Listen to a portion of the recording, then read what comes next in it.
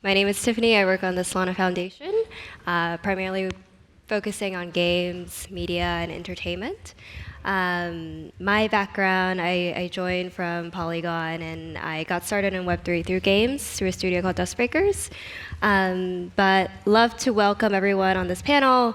So let's just go down the line. I'll start off with Tariq, so feel free to introduce yourself.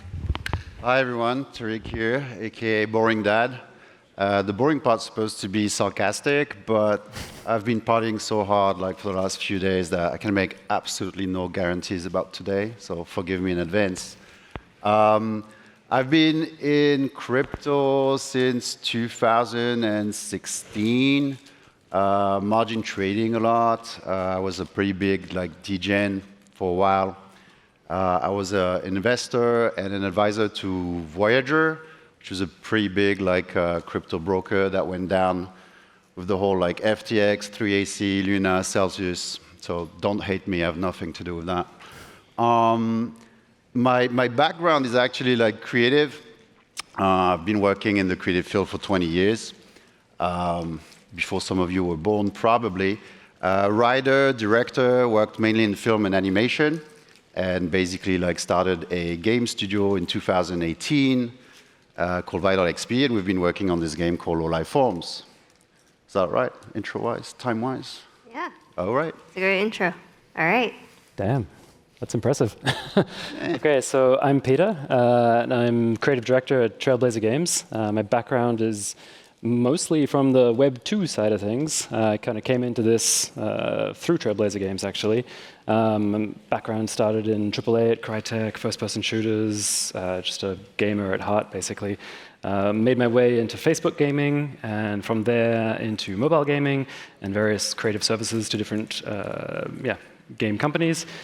And now here I am in the wonderful world of Web3 and having a blast. It's been a pretty crazy ride, but it's been awesome. Yeah, loving every minute of it. Yeah. Yeah, and I'm employed. I'm one of the co-founders of Reavers. My background, primarily from Web2, stems from I've been a creative director, mostly in fashion, and then hopped off to tech, worked as a CEO for a bunch of years.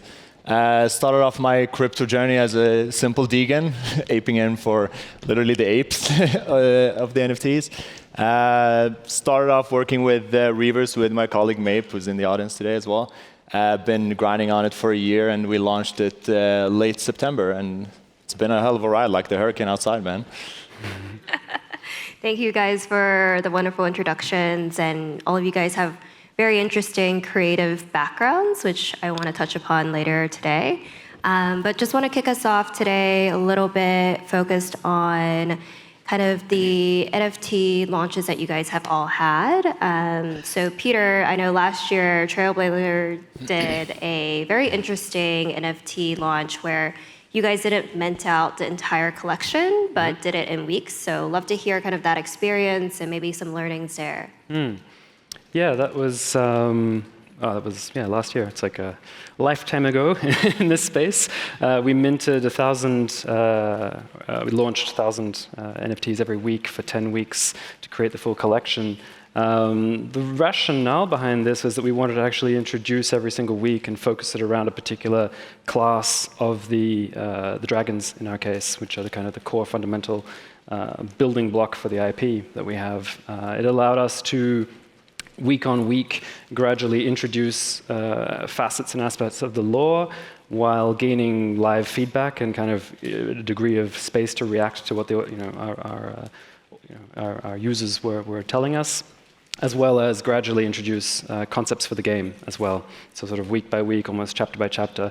It fostered a really strong and overwhelmingly positive response, actually, from our user base, and we sort of created some phenomenal ties that we still have to this day, basically. Kicked it off with EdCon in Berlin at the end of that successful mint, and that was amazing. Yeah, it's been awesome. Yeah, lovely. Tariq, I know you guys also did a mint fairly earlier this year, so walk us through kind of the logistics. How did it work? Were you guys happy with it? Well, we chose pretty much the worst week, I think, of the year to mint. Not really proud of that. But the mint went well. We sold out like pretty fast.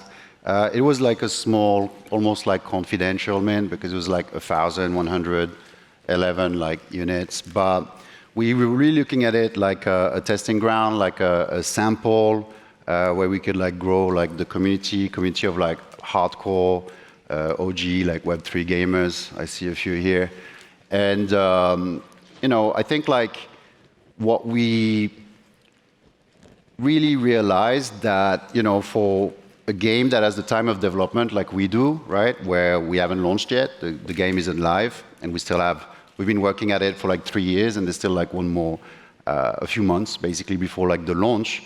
There was no point like going like too hard, too fast on the NFT side, right? So now we're like growing like the OG community. We have about like 17 to 18 like collections that are like planned over like the next 2 years. Some of them are like already like fully designed. We're just like timing it like to correspond to the right like milestones of like the game development, right? So that's basically what's been going on there. Love to dive a little bit deeper into the game later as well. Employees, I know you guys also Reavers did a, I guess, pretty recent NFT drop earlier, 2 months ago. End of, I think it was 19th of September. It was official like international Talk Like a Pirate Day, so we thought it was a fitting day to launch. But yeah, so we launched at that time. We had to kind of find a good balance of when we launched, when the interest was still hot, but also when we felt ready to launch with the game and felt that people also had a decent understanding of what the game was and what our goal is with it and how to play it, because we wanted to essentially attract those that were interested in actually playing the game and not just flipping the NFT, and then we would have had to kind of redo the entire marketing again to attract those gamers. So finding the balance between people that were interested in the project and the NFT side of it, and kind of use them in a sense in terms of pushing the narrative and the lore and the marketing and the brand of side of the project to attract those that would be interested in playing the game but doesn't necessarily read, and have that trickle down into what we have today. And I think the launch went, at least in my opinion, better than I expected. The pre-sale went flying too fast, unfortunately. It was fortunate, but it was definitely faster than I would have preferred, because it kind of put a couple of pressure points on us, but it was also like it challenged you, and you just have to navigate through that space and find what works and what gives you the reaction, but also gives you the ability to try out how to bring that patience of the people, the potential holders that are going to be holders essentially, where you will need to have the patience with them essentially while building the project long term, finding the way where they bought a pre-sale quickly and early, like 2 months before we actually launched, and still have that interest kept high, and how we take that with us today in terms of just now with the Solana pumping, NFT prices dropping, like how do we still keep that interest going forward? Yeah, of course. And I remember seeing on Twitter that your, I guess, website/game got attacked or yeah, so we had an exploit like 4 minutes into launching the thing. I was kind of expecting it, so as soon as I saw a blimp on the radar, I think I told the lads who were sitting there, like, shut the withdrawal down.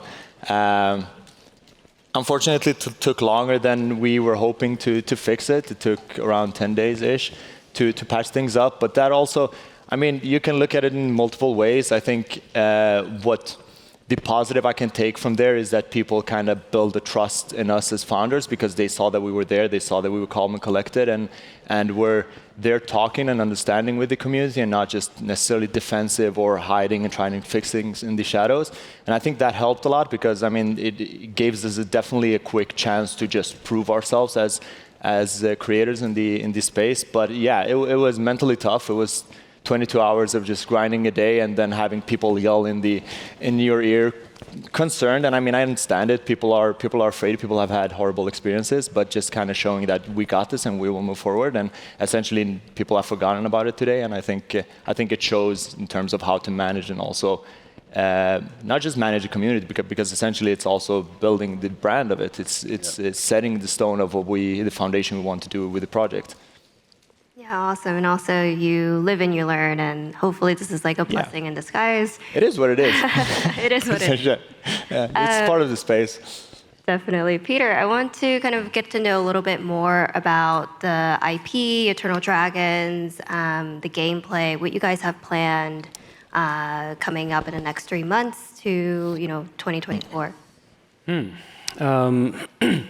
Well, we're currently, we've launched, we're live, so that's the news there.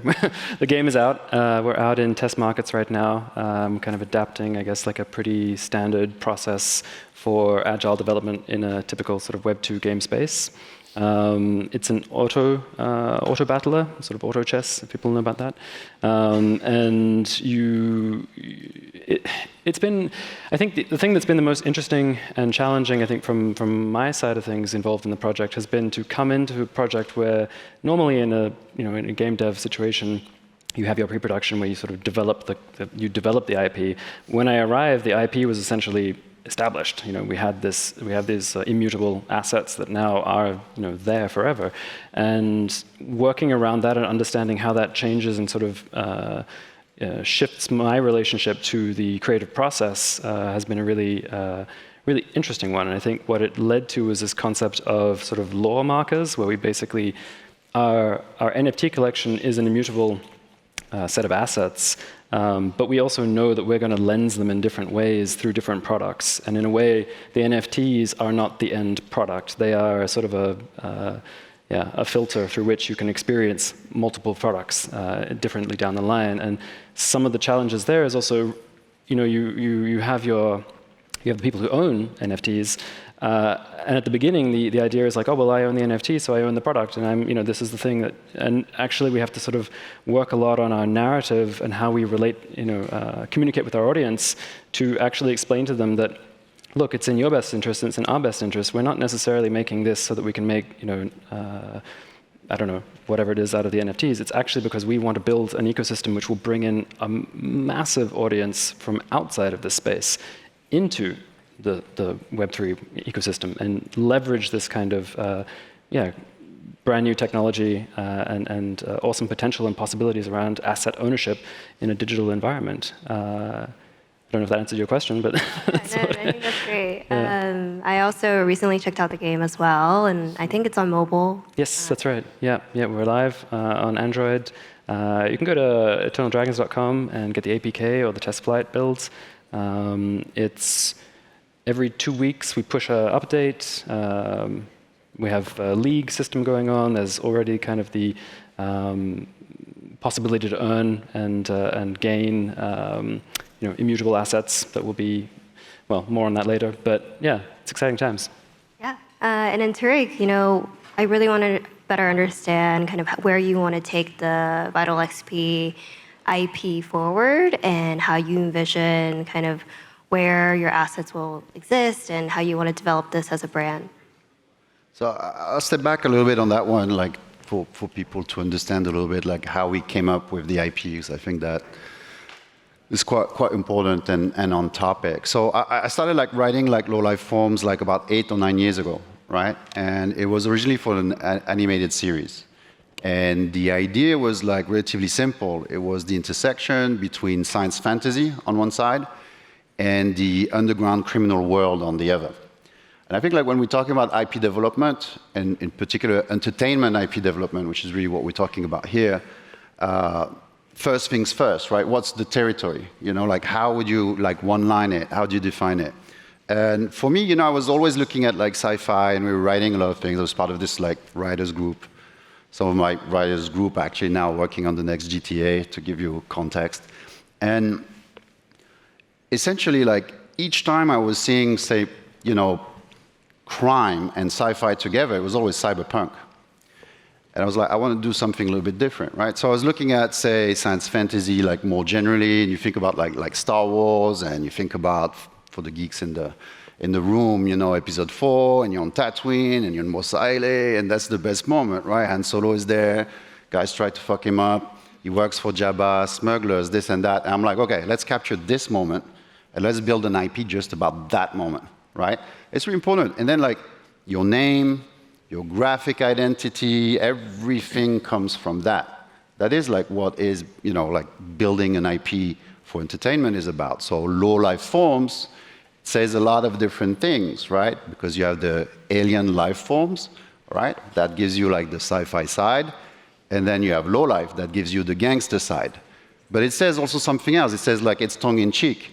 We're not going to take ourselves seriously. We're going to take the piss, right? Like so that we're saying a lot with just that. Then you look at the graphic identity, and we try to build something that has like a signature look, right? Everybody's gone the vaporware stuff, so we try to do something a little bit different. We do like retro-futuristic. So the color palette is coming from there. Every piece of design, every piece of UX and UI in the game, outside the game, everything like comes from there. I think like, if I had to give advice, because I've been building worlds for like 20 years now, right? Like to anyone that wants to start a project and is thinking about really like building a world, you have to start at the very beginning, right? Are you able to like define your territory in one sentence?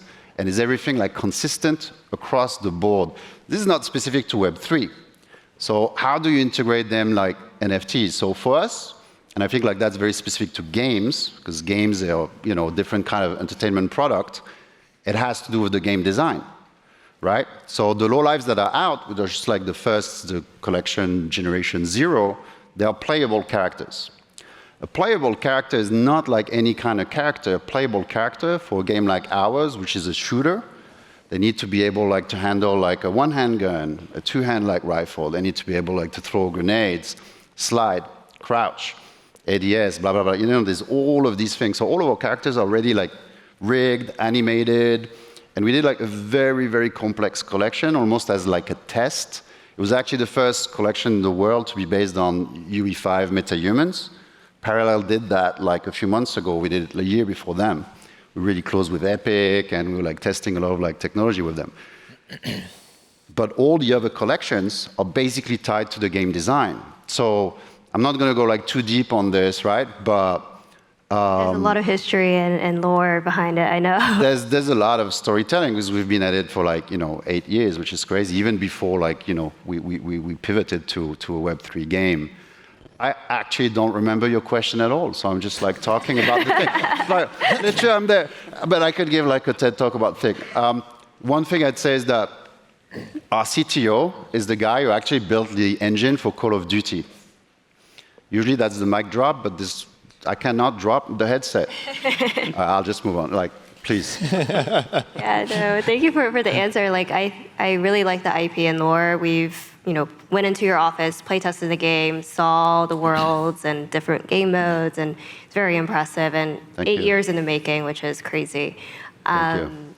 Employees, I want to kind of better understand the Reavers IP, and also, what does the game look like right now, and how do you envision the game to kind of expand as we kind of go on as well? Yeah, so I mean, essentially Reavers in its core is a staking idle game, and we've seen a couple of those, especially recent time with the meta popping up. And I think the important thing is to, especially as an investor or as a holder or a minter, you have to kind of see what separates each one of them and what makes them unique, and what is the core foundation of their vision essentially. And what me and my team have been kind of talking essentially since we started looking at this is that our primary goal is to try and make it immersive constantly along the way. And the way the game is designed is that it allows us to fluently kind of not adjust, because that's how people see it. They see the things that might be done as an adjustment to the reaction, but a lot of the things are kind of by design built that way, where we are allowed to push or pull the handbrake when needed, based on the progression of the players. And in itself, right now, the game, the first chapter consists of 3 islands where the players progress through. Island 2 came out on Monday, start of Breakpoint, and people. Is it Breakpoint themed?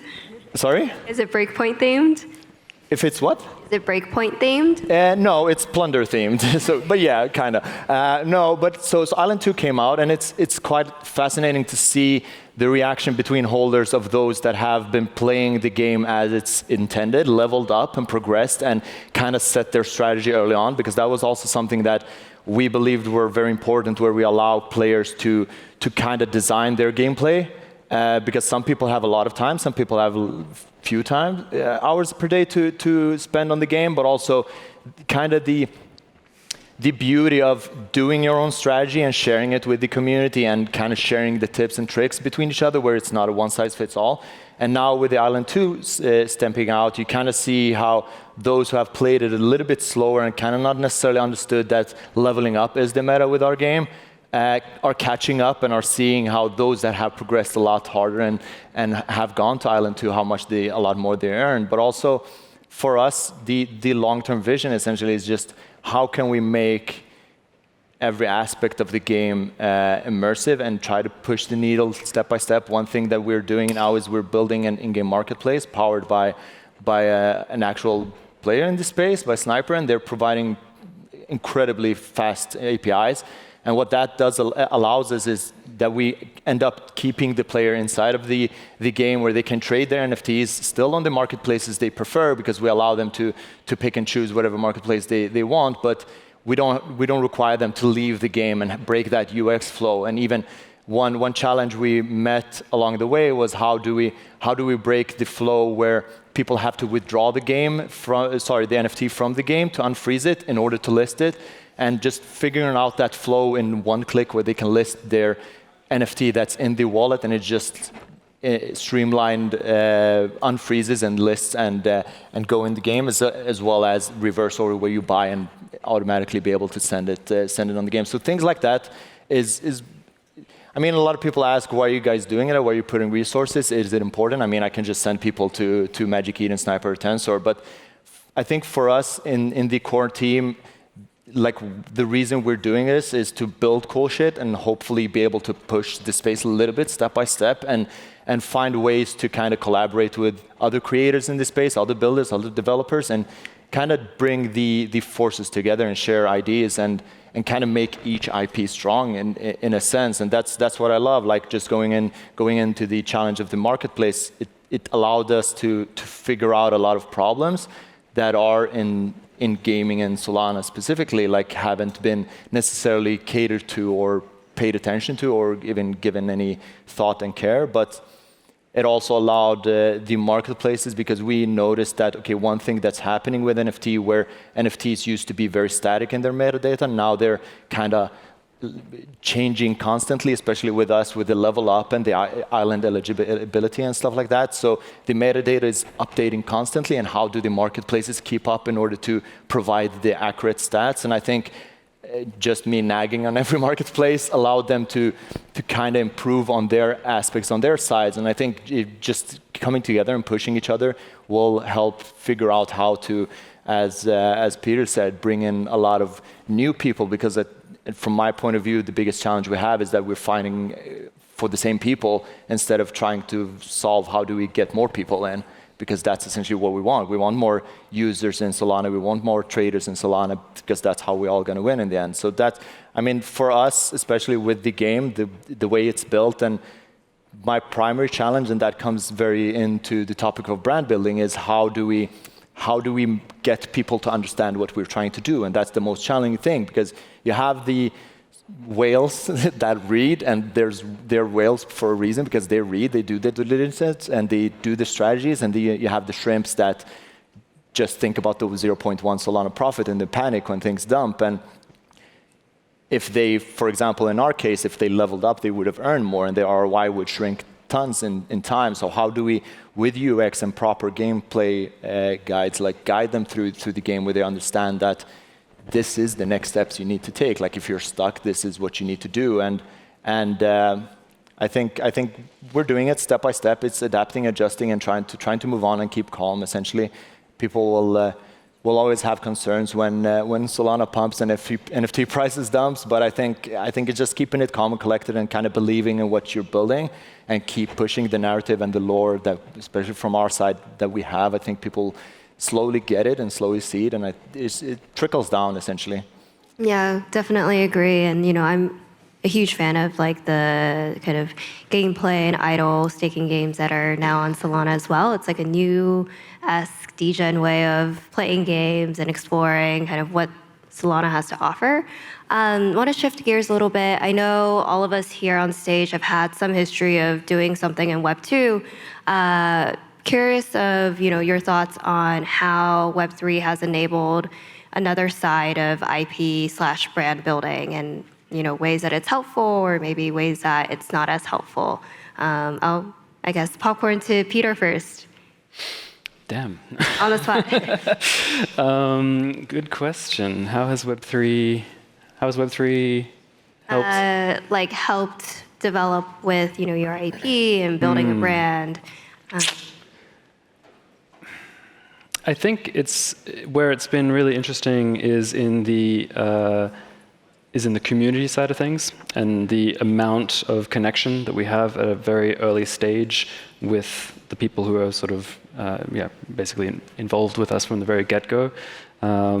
That's probably one of the biggest spaces. I think it's also been interesting to see that there's so much passion on the kind of like the ground floor. Like everybody kind of brings this energy in. Sometimes maybe not always good energy, but there's a lot of good energy to be had, right? Like coming in and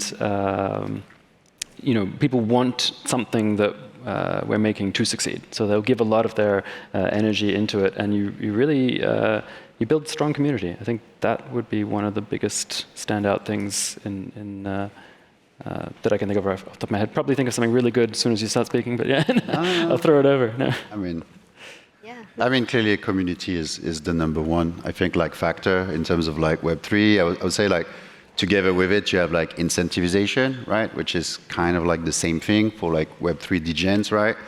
I think in general it's like double-edged like sword though, right? Because you need to keep the community like happy, which means like numbers goes up, and it also means like always releasing stuff, which I think for entertainment like products such as games is not always easy, because we have like development times that are like relatively like long, and sometimes it's a little bit difficult to keep like communicating all the time. It's a little bit like having a really demanding girlfriend, or boyfriend, I guess, right? Like it's literally like I think it's the best parallel, isn't it? But the other part of like the Web3, Web2 thing that's like quite interesting, I think, is that a lot of people like wonder about like crossover, right? Like, oh, can a big like traditional brand like crossover to Web3? I'd say like if you look at least like since I've been in the space, so like 7 years, like the answer is kind of like no. Like traditional brands, pre-existing brands, existing IPs, what we call them, right? They haven't been very like successful. Even big, powerful ones like Marvel comes, like Porsche comes, like nothing happens. I think like the big winners in terms of like Web3 IPs are going to be native IPs. IPs that have been like built, written, thought for this community, right? And I think like that's one of the things that we're trying to fill as far as a gap with low-life forms, is that you have on one end like degens that are building games. On the other end, you have like big studios trying to build like Web3 games, but with no like connection with like the culture, like the degen culture. And we're trying to do that, like a AAA-ish like game with like a long development like cycle, but from people who actually have been in that world. I know what it is like. I know the pain of like, losing all my money, at night and not being able to look at my kids in the eyes. No, I'm kidding. But like, I know what it is like. It's pretty fun. And when you have like lived that shit, like it totally transforms your vision. So the jokes are different. Like I'll go back to an IP thing again, because I try to be as didactic as possible, right? Like for people who want to be, like inspired, like building stuff, right? So for me, when I was talking about the sci-fi meets like underground, so there was an image in my head, very simple. I could visualize it. It was basically an alien with like Russian prison tattoos. I could see it, right? And that's how I built like the low life, and they were kind of inspired also by part of my life, which I won't talk about on this stage, but if you Don't DM me either. But like, talk to me when I'm a little bit like drunker, and I'll tell you a little bit about it. And it's half a secret, right? But like, also, that's another thing. And I'll stop there also, because I'm going to go on tangents. Like, if you're going to build like an IP, write about something you know and you understand. You know, it's like any kind of like startup, right? People like sometimes, oh, I have this great idea, yeah, but why you? If the idea has nothing to do with your skill set, nothing to do with your experience, nothing to do with your personality, you know, like, it's, you know, when I speak with like Nick, right, from Kleinosaurs, like he embodies like Kleinosaur is the chill guy, he's nice and everything. You know, low life is me. You know, it's about like fucked up degens, you know?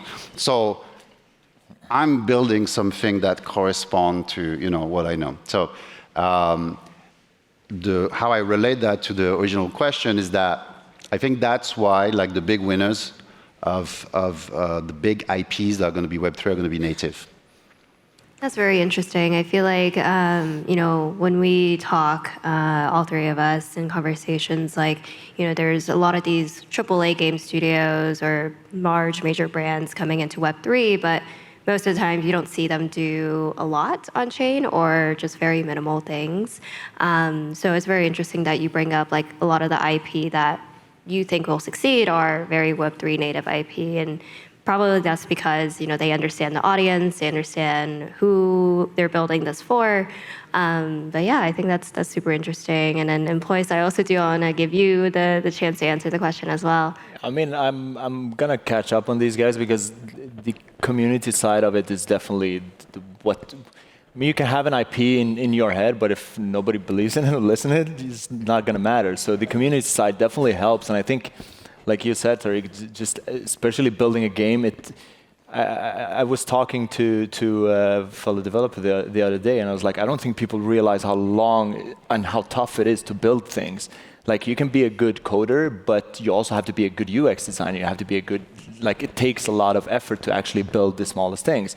And building a game, it takes time and it takes effort and it takes a lot of thinking, especially with our case, that is an idle staking game. Like, our tokenomics is our heart in the project, and we can't just share out anything that anybody suggests in the community, because we have to do the math, we have to evaluate the resource it takes to build it versus the value it's going to give. And I don't think people also realize is like, if I take time to build this, then this will not be built. And just kind of sticking through with your IP and also, again, try to push the narrative and push essentially the culture, because in comparison to Web2, like I told it to one of my friends the other day, because we were standing in line and I was standing for a cause release, and he was like, "Why are we standing in line?" I was like, "Dude, this is Web2 NFTs. Like, this is hype. We're gonna I'm gonna resell this for 10x tomorrow."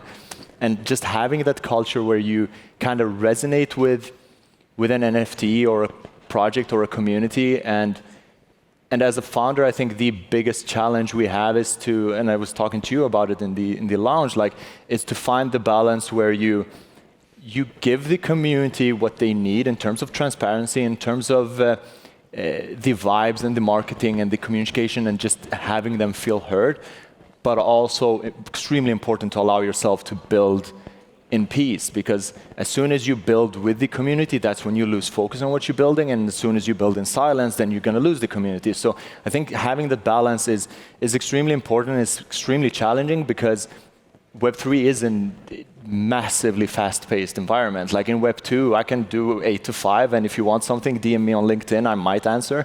Like that, and it's just that's just the way it is. And I think the community side are so small that people have a direct link to you as a founder or a builder or whatever you do in the community, and they have a voice. And I think you mentioned it, Tariq, like, or if it was you, like you buy an NFT and you essentially buy the entire project. And I'd be like, sure, I would love to see it, but it also doesn't give the right to dictate how the project is built. Like, you bought it essentially as an investor with the belief and trust in what we're building. Like, and having that type of communication in your brand building is extremely important, where you allow yourself to actually build what you're supposed to build, what they actually invested in to begin with, and finding that tonality and the type of voice with the community so that they trust it and they believe it with you and they see the long-term vision and not the short-term small pump of NFT price.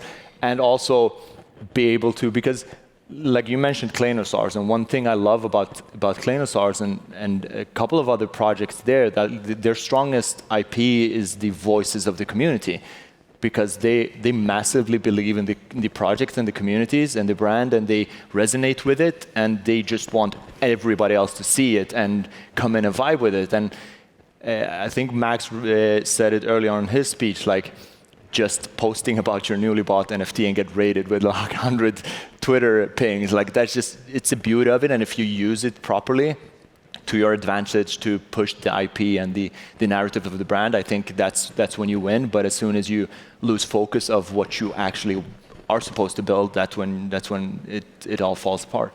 Yeah, no, I think that's very true in terms of the community aspect, because in Web2 game development, I myself as a player will one day never talk to a game developer or like the CEO or the founder of this game project, right? And in Web3, you're kind of building together with the co-founders and the game directors, right? You're able to ping them on Discord, you're able to find them on Twitter and kind of message them, whether that's good or bad, but that availability is there as a community member, and I think that really empowers how you want to build your brand and company and game. Shifting gears a little bit, I know all three of you guys are building games right now, but very curious, down the line, will there be any other developments? I know you mentioned Low Life was initially started out as like a TV animation series. Curious if there's any other plans down the line or the roadmap for you guys. Right? Yes. Yeah, I mean, like, yes. I think like when you're building an IP, and there's a trend, I mean, like we've seen, like crossovers like from games to like TV and streaming. It used to be like usually not that successful, but The Last of Us, obviously, like that was like a massively good example. Going back to Star Wars, like they really started the whole like merch coming from like the IP. So I think like generally speaking, the North Star, right? Like when you build like such IPs to be able like to cross over cross media and also like through merch. So for us, like that's definitely the plan. We have a 5-year plan for like the game. The game is episodic, so already like that's like pretty big. But when the time is right, we're also going to be like spinning off, like for an animated series and launching like some serious merch. And merch with the Russian tattoos. Pretty much. Peter, are we going to be seeing plushies or dragons? I don't know about plushies. Maybe anything's possible. No, we have an ecosystem of games kind of in the works right now, in the back rooms, so to speak. Our biggest objective right now, I think, though, as a company, has become to mainstreamify the technological advantages of Web3. And there's a weird analogy, which I don't know if it's going to hold up so well. In my head, it works. I'll try it out. Basically, I think this has happened before. If some of us, who are a little older, remember the advent of Napster, when that sort of came on the scene, changed the relationship to how people saw music, and that suddenly you thought like, oh yeah, music should have it, easy. Fraught with problems, it was difficult, a difficult space to kind of navigate. There was a passionate, community that was kind of behind it. Similar parallels are happening, right? Flash forward to the future, you have Spotify comes on the scene, essentially delivering the same serviceability. You get what you want instantly, but in a format that can be adopted by the masses without jurisdictional issues. And that's when it really took off, and it just changed the entire ecosystem. So we think that the digital ownership aspect, the identity aspect, the interoperability kind of component is the key, or one of the keys, let's say, behind Web3 technology. And that's something that we, through the ecosystem of games and products that we're going to be building and partnering with, are hell-bent on bringing to the wide world of Web2 or Web3, or all of it, really. Super exciting. Yeah. Employees, are we seeing... I would love to have a plushie, man. That give me I love the Claynosaurs plushies when I saw them. But yeah, I mean, essentially for us, the main target right now is just continue building the game and continue making it as immersive as possible. and with as much partnerships as we potentially can do together with other builders and other strong providers of tools and cool things, because by the end of the day, we're just huge nerds, want to build like dope things for the space. And I think that was like the first things I said when we came out with the project and I was talking in space is like, the one thing I want to primarily just try to break is how do we have people come together for a sole goal, essentially. So one of the things we're looking at is how can we have people play together? Can we do team-ups? Can we do battles where potentially projects can create their own clans and go together and just kind of push their project inside of our game? And can we add different providers of tool where it helps contributes with the use of the NFT, where it makes it more usable and more immersive and gives the player essentially the Web2 experience they might be used to in games? Because I mean, I think the possibilities are definitely there, and I think we all know like the abilities to build in Solana is amazing, and there's limitless possibilities. It's just about figuring out how do we do it, and how do we do it together with others to just kind of strengthen each other, and not just that, speed things up and push the needle little by little as well. But yeah, I mean, we're gonna focus on building the game and making the cool shit that I have in plans. Like, that's all we can do for now. Yeah, no, I'm looking forward to it. And then as we wrap up for this panel, one last question. If you can give any advice for someone who's trying to build a IP, game, brand in Web3, what would it be? I'll, I guess, put you on the spot in place. I mean, I think if it was to you, I told it that like, for me, the only advice I can tell people, like if you want to build something, try. I think people are either too scared to try or to explore or to ask. Like there's extremely smart people in this space. Connect with them and ask for help. And I think a lot of people will be amazed in terms of how many are willing to just share knowledge. And for me, that's how I progressed in this space when I started off as a DJ and lost money during the night. But just connecting with people and getting knowledge and go about it and not being afraid of trying at least. I think that's the only thing I can say, essentially. Totally. And have fun doing it. Yeah. That's really it. Don't lose money. It's like a rite of passage. You lose money, and then hopefully, I don't know, one day you'll end up here on stage. But yeah, thank you guys for hopping on the panel with me.